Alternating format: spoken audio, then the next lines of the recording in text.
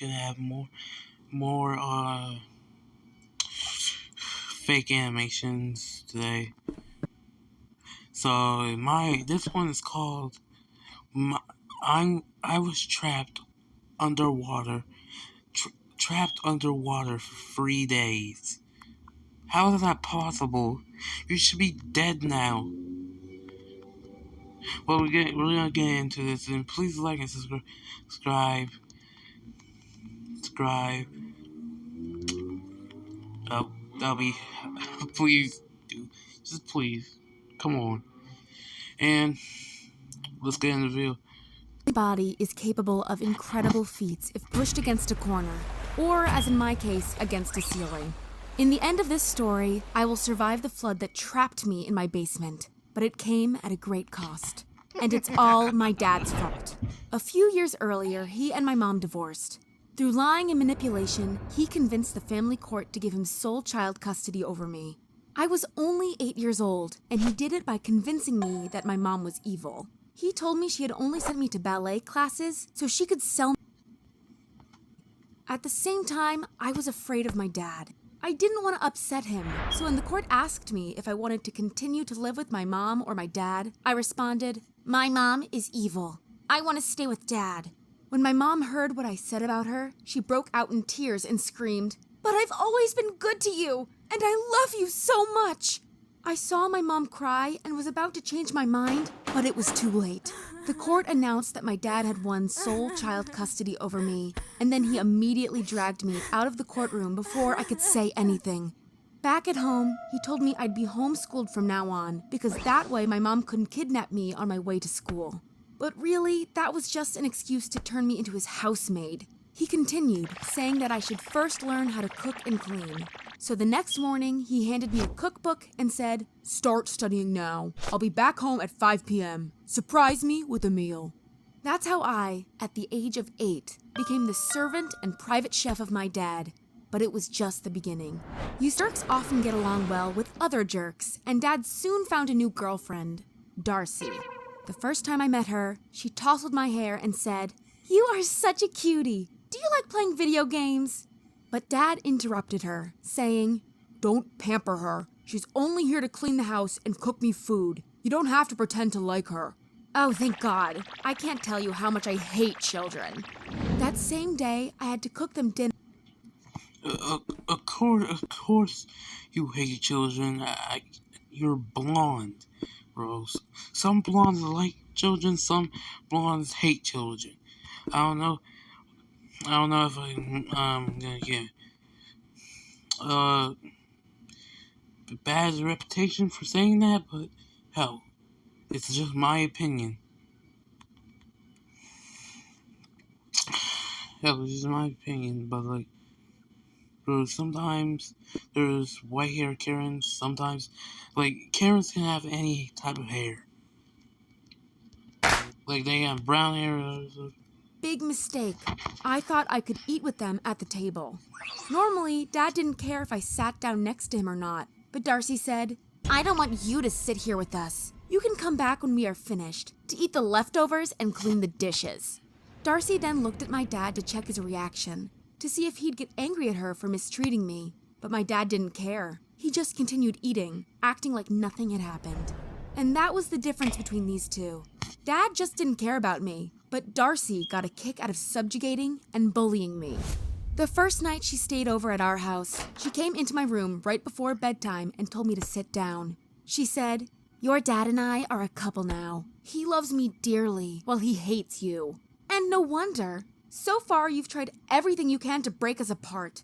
"That's not true. I've treated you with respect, and I've only been nice to you."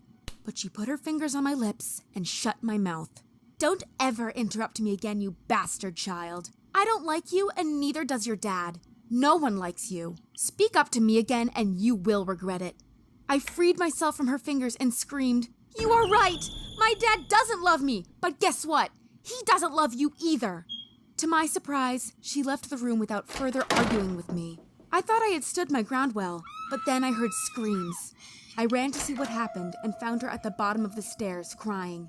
Dad came too and asked what happened. She said, Your daughter tripped my feet and I fell. She is so mean. I was scared my dad would punish me, but he did something even worse. He told Darcy, "Don't let a child bully you. Punish her yourself," and walked away again. Wow, did my dad just give her permission to do with me whatever she wanted? Well, the next morning I heard Darcy screaming again, and this time she called my name. I went downstairs and saw her with her injured leg resting on the footrest. "See what you've done to me? I can't go to work today because you pushed me down the stairs. Now go make me breakfast, you bat." Can you even call that flicking off? But, this child has some bad luck. I'm telling you. She had, like, and I thought she didn't have work. I thought that white-haired jerk didn't have any work, bro. I can't say the B word. I wanted to call her the B word so bad, but I can't. But of course, of course, I thought she didn't have work because she's living here. Like I bet that blonde haired girl doesn't even pay the mortgage at their house, bro. Off and went back to my room. No way I would become her slave. But when Dad got home in the evening, he took me to the side and said, "There are only 2 rules you have to follow. First, do the household, and second, don't annoy me. If my girlfriend tells you to do something, you will do it. Understood? If Darcy complains about you one more time, I will feed you to the dogs." But that doesn't make sense. If I'm so annoying, why not just send me to Mom? After our divorce, your mom wasn't allowed to stay any longer in the US. She had to fly back to Iran. The news shook me. Iran, the country my mom was born in, has a horrible government that mistreats its people badly, especially women who are seen as second-class citizens. Bro, I'm like, this child has some bad luck. Iran? Or you gotta be kidding me, bro. Iran. The most, bro, like what she just said. Iran. Bro, come on. The bad thing that she just said. Come on. Now she can't even go to her mom. I would rather eat out of the dumpster than live there, bro. No, I'd rather eat my own poop. I'd rather eat my own poop than go there. I'd rather eat my own poop than live with them and be their slave, bro. Come on. If they were a black family, ooh, my blood's gonna boil like that. Especially women who are seen as second-class citizens. As much as I hated living with my dad, it still seemed better than moving to a country full of religious zealots. The next morning, Darcy woke me up at 8 a.m. and told me to hold an ice pack on her injured leg while she would watch TV. Right then and there, I had to choose between pleasing her or, as my dad had warned, being fed to the dogs. Well, I chose to flip her off again, to which she responded, "Good. I can't wait for your dad to throw you out. Maybe I'll come visit you at the children's home you'll move to, next to the other kids no one wanted." I hated this woman so much, but now I was in serious trouble. I had to come up with a wicked plan to break her and Dad up, so I did the following. First, I wrote my dad a goodbye letter, saying, "Bye, Dad. Be careful about Darcy. Today she stole all the money from my piggy bank. I bet she will steal from you too." Then I packed my clothes and moved into our basement without anyone knowing. It had a big gas tank where I could hide behind perfectly. I thought I was so smart.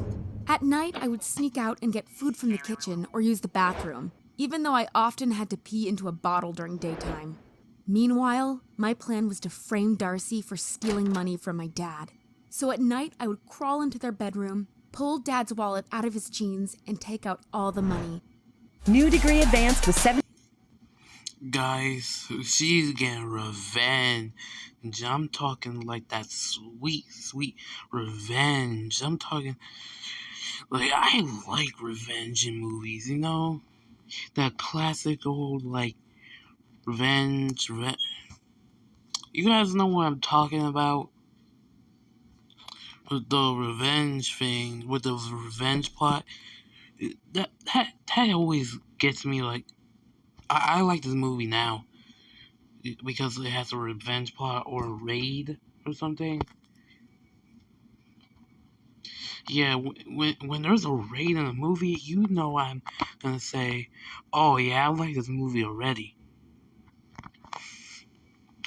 Just saying, bro. Like, if you don't like raid movies, you gotta be kidding me, bro. If you don't like raids, I don't know. I don't know if we'll be friends, bro. Take out all the money. He should think that Darcy was a thief. And one time I even borrowed his credit card for a day and bought several expensive dresses, and of course, all in Darcy's size, so it looked like she had purchased them. But after a week of living inside the basement, Dad had still not thrown her out of the house, and I started to lose hope. Sitting in a dark basement 24/7 drives you crazy. There was also a crack in the ceiling where water fell through when it rained, which meant the ground was constantly wet and moldy. Suddenly, following my mom to Iran didn't sound like such a bad idea anymore. But then, in the middle of the night while I was sleeping, the basement window burst. Glass fell on me, and I saw a waterfall of mud coming through. It was so strong that by the time I'd realized what was going on, the floor was already covered in mud, and I couldn't find the key to the basement door anymore. I searched for it for a minute, but without success. Then I changed strategies, ran up the stairs, and hammered against the locked door for several minutes. Hopeless. I went downstairs again and watched the water grow higher. The window was too small to escape. I wouldn't fit through. I was about to drown. I sat down on the stairs and thought about how badly I'd like to see my mom again. Just one last time before I died. To tell her I loved her and to apologize for what I said about her in court. I cried as the water slowly lifted me up. I imagined the pain I'd suffer the last few seconds of my life, when muddy water would fill up my lungs. But the water stopped when it reached the height of the window. I had less than 2 inches of air left, and wondered how long this little amount of oxygen would keep me alive, or if I'd die first of exhaustion anyway. I tried to float and use as little energy as possible, but it wasn't easy. That's when a plastic bottle hit my head. One of my pee bottles, and it floated. I quickly put it under my shirt behind my back so it could help me float. And then I remembered the crack in the ceiling. I floated over there and started sucking air through it. Suddenly, all my hopes were up again. This way, I had a chance to survive. I thought floods normally didn't last that long, but I was wrong. It took 4 days before the water ebbed away again. 4 days without sleep or water. And even then, the water only dropped to the height of the window. There, I put my head down and fell asleep. I woke up to screams. "Another one! Over here!" I lifted my head up, and a firefighter shook in fear. "Oh, she's alive! Come hurry!" They got me out of that basement, gave me water and blankets. But by then, I hadn't drunk water in 4 days and was so severely dehydrated. I feel bad for this girl. Like her dad treats her like a slave. And now she hasn't drank for four days. You kidding me? I said, she has the terriblest luck I ever seen. And now she can't find her mom. Her kidneys are messed up. Like she's having the bad luck. She's like, I feel bad for her. Though, if that was me, bro, stop. I might even require a kidney transplant one day. Anyway, when Dad found me in the hospital bed, he wasn't happy to see me. He asked the nurse to leave the room, and then he told me, "So you were hiding in my basement." I lacked the strength to flip him off, but maybe that was better. Because he continued, "I broke up with Darcy, so once you're healthier, you can come back home. But under the condition that you will renovate the house and repair the damages caused by the flood. It's been severely damaged." He looked at me one last time before he walked out again. What a